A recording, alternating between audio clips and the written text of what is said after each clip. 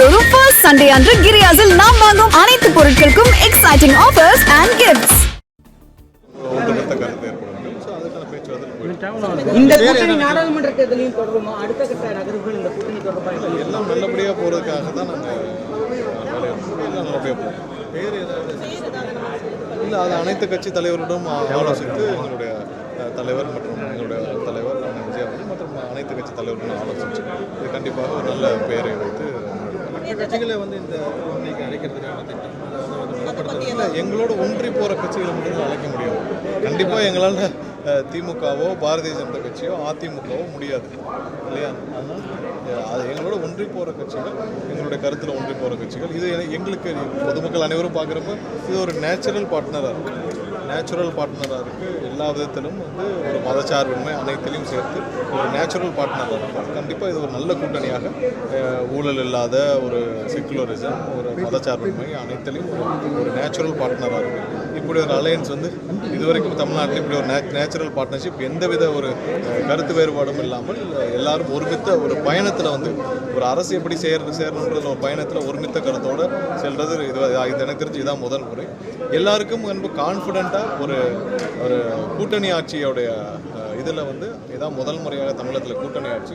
ரொம்ப கான்ஃபிடென்ட்டாக எல்லாரும் சந்தோஷமாக ஆட்சியில் பங்கேற்று செல்வது மிகவும் பார்க்கிறதுக்கும் பொதுமக்களுடைய அனைவருக்கும் ஒவ்வொரு கட்சிக்கும், ஏன்னா ஒவ்வொரு கட்சியும் கிட்டத்தட்ட 30 வருஷம் 40 வருஷம் இருக்கிற கட்சிகள் ஆட்சியில் பங்கேற்க முடியாமல் இருந்த சூழ்நிலை மாறி இன்னைக்கு அனைவரும் ஆட்சியில் பங்கேற்பது உண்மையிலேயே சந்தோஷமான விஷயம்.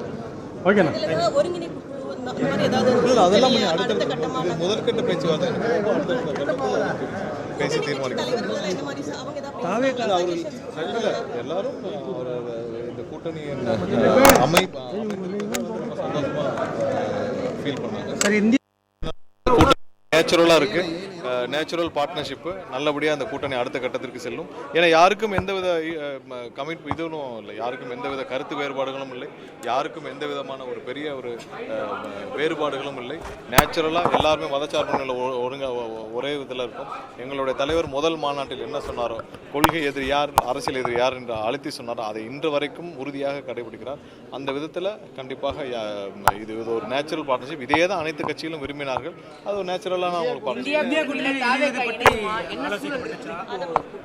இல்லை, இதெல்லாம் எங்களுடைய தலைவர் அனைவரும் சேர்ந்து இப்போ காங்கிரஸ் கட்சியின் தலைவர் அண்ணன் மாணிக் தாக்கூர் அனைவரும் சேர்ந்து அனைத்து கட்சி தலைவர்களும் ஐயா வைகோ அவர்கள் மற்றும் பேராசிரியர் இவர் ஐஎம்எல் பேராசிரியர் அனைவரும் சேர்ந்து முடிவு செய்வார்.